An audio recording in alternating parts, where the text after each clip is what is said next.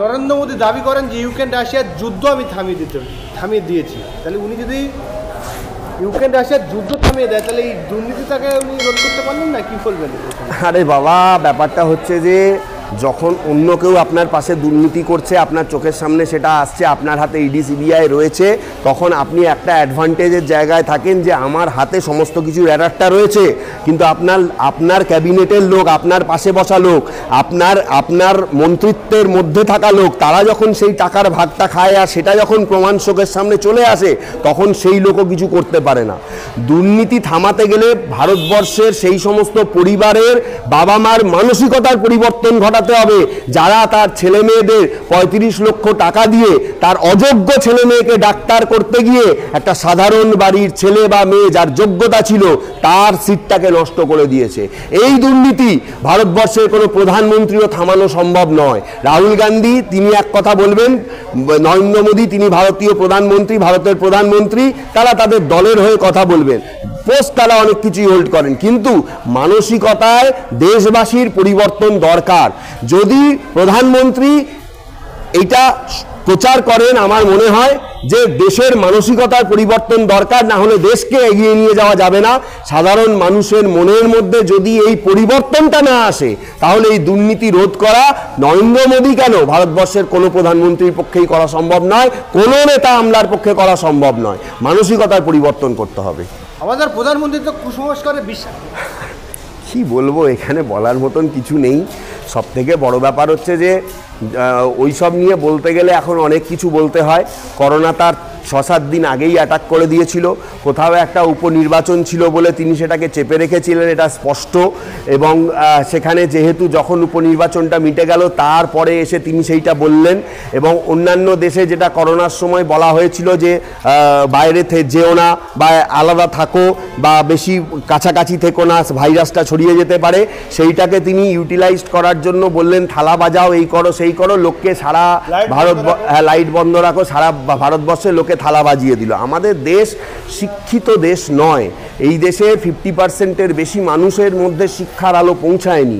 দেশকে সঠিক শিক্ষাটা যদি সরকার দেয়, তাহলে তাদের এই সব নাটকবাজি বন্ধ হয়ে যাবে। একটুখানি আপনাকে বলবো যে আপনি বললেন মানুষকে সচেতন হতে, নরেন্দ্র মোদী কুসংস্কারে বিশ্বাসী, থালা বাজাও লাইট বন্ধ করে বললেন। সেই জায়গায় আমরা দেখলাম যে রতন টাটা তিনিও থালা বাজাচ্ছেন, অমিতাভ বচ্চন তিনিও থালা বাজাচ্ছেন। তাহলে ওনাদের মতো মানুষ যদি কুসংস্কারে ডুবে থাকে, তাহলে এই সাধারণ মানুষ যারা 30-40 লাখ টাকা দিয়ে যারা চাকরি নিচ্ছে, এদের পরিবর্তন, মানুষের মনের পরিবর্তন আসবে কীভাবে? সেটাই হচ্ছে ব্যাপার। আমাদের দেশে সব কিছুই সম্ভব। এবং এই জন্যই এই যে বহুজাতিক সংস্থা যারা বিজ্ঞাপন করে, তারা দেখবেন বড় ক্রিকেটার বা বড় অভিনেতা তাদেরকে দিয়ে বিজ্ঞাপনটা করায়, কারণ তার ওই কেমিক্যাল দেওয়া প্রোডাক্টটা তারা খাবে কি না খাবে হাতে ধরে দেখিয়ে দিল, সেটা লক্ষ লক্ষ কোটি কোটি টাকার ব্যবসা করে। দেশের এই যে মানসিকতা, এই পরিবর্তন হওয়া খুব অসম্ভব ব্যাপার। কিন্তু একটা কথা মনে রাখতে হবে যে দেশবাসী তারা ভোট দিয়ে নির্বাচন করেছেন, তারা ভোট দিয়ে আজকে একটা দলকে সরকারে এনেছেন যারা আজকে দেশের শাসন করছে। কিন্তু সেই দেশবাসীকে বিপদের মধ্যে ফেলে দেওয়া, সেই দেশবাসীর মানসিকতার পরিবর্তন আনার জন্য কোনো রকম সচেতনতা ভাবে প্রচার না করা, এটাও কিন্তু একটা দেশবাসীর সঙ্গে গদ্দারি।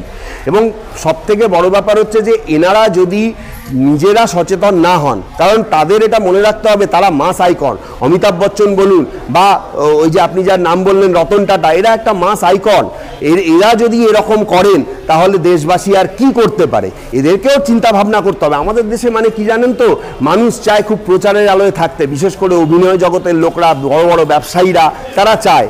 কিন্তু আজকে দেশবাসীর যে কি ক্ষতি হচ্ছে, এইটার প্রচার যদি তাদের মাধ্যমে না হয়, তারা যদি তাদের নিজেদের আখের গোছাতেই ব্যস্ত থাকে, তাহলে দেশের আরও অবনতি হবে।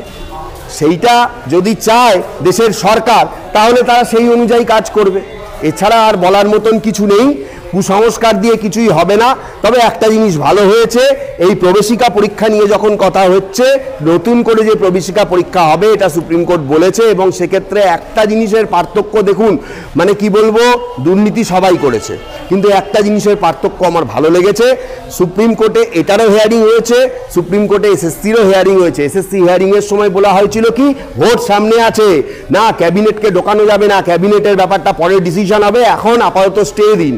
কিন্তু কিন্তু ওখানে হিয়ারিংয়ের সময় যখন বলা হয়েছে এরা এরা এরা এরা জড়িত, কেন্দ্রীয় সরকারের পরীক্ষা, সেখানে দুর্নীতি হয়েছে, কেন্দ্রীয় সরকারের যারা প্রতিনিধি সুপ্রিম কোর্টে মামলা করেছিলেন তারা কিন্তু মেনে নিয়েছেন, এবং সুপ্রিম কোর্ট যখন বলেছে পরীক্ষা পুরো বাতিল হবে এবং নতুন করে পরীক্ষার ডেট ঘোষণা হবে, তারা কিন্তু তার বিরোধিতা করেননি। সুতরাং দুর্নীতিটাকে তারা স্বীকার করে সেই জায়গাটাকে যাতে দুর্নীতিমুক্ত করা যায় সেইটা তারা অ্যাটলিস্ট চেষ্টা করেছেন, যেটা আমাদের রাজ্যের প্রতিনিধিদের মধ্যে সুপ্রিম কোর্টে এসএসসি মামলায় দেখা যায়নি।